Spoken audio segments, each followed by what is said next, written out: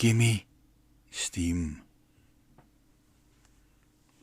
I will soon be working on the promotional poster for my new novella, set in a 19th century Edinburgh-like city. This alternative history will be based on the idea that electricity hasn't been developed in the way we use it today, and so all machines will be analogue and dependent on springs, wind-up mechanisms, or steam. There will be so much steam about that the city will literally reek of atmosphere. And there will be lots of hissing too. In this world, there will be advanced vehicles which will be flashy and futuristic, but be powered by 19th century technology. And so they will have lavish upholstery and shining brass knobs.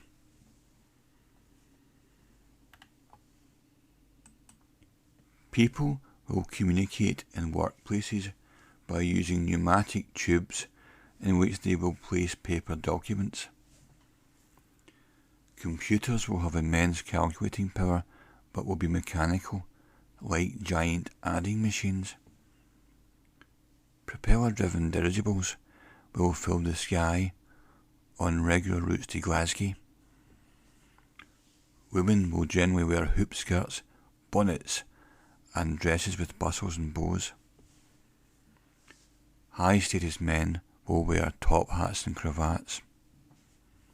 In general, there will be a joyous feeling that anything can be achieved. In the narrative, I will be referring to background music often played in oldie-worldy hostilities around Rose Street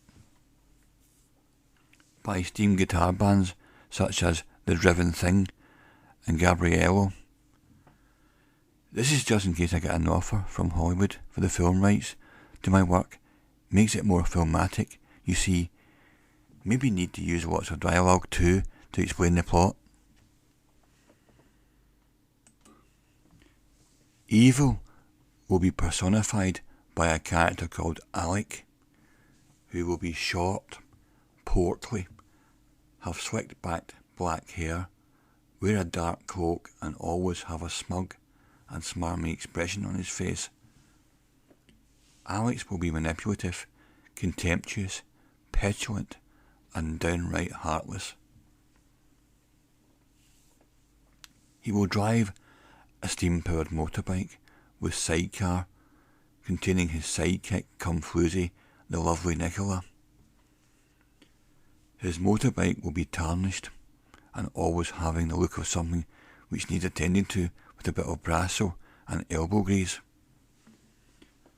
Alex, who is a fool, wants to undermine the empire and form a new kingdom of Darien, where he will reign as king and therefore have divine rights, allowing him direct access to the evil Murdoch, who controls the whole world.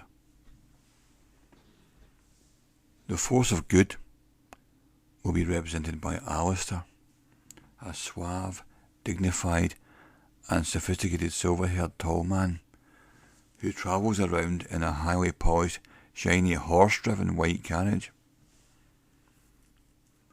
Alistair is a man you can rely on to defend the Empire. He is to be trusted, and he is loved by everyone. He is a strong man, but he will be tested to the limit by the horrible man that is Alec of the Kingdom. As well as plenty of polished brass and upholstery in the form of machines, there will also be brassy women, usually hanging around the docks, who will attempt to corrupt Alistair. So room for some steamy sex scenes, you'll be glad to know, Hollywood producers. Hint, hint. Another character will be a wise old bearded milkman called Sean, who will represent the voice of reason in this morality tale when our hero, Alistair, is becoming blinded by the spooky gaslighting of temptation by the dockland ladies of the mist and possibly falling into a trap set up by the obnoxious Alec in an effort to scandalise him and undermine the Empire. But hey, I'm giving away the plot. Out October 2023, when my parole is due, if you wish to pre-order.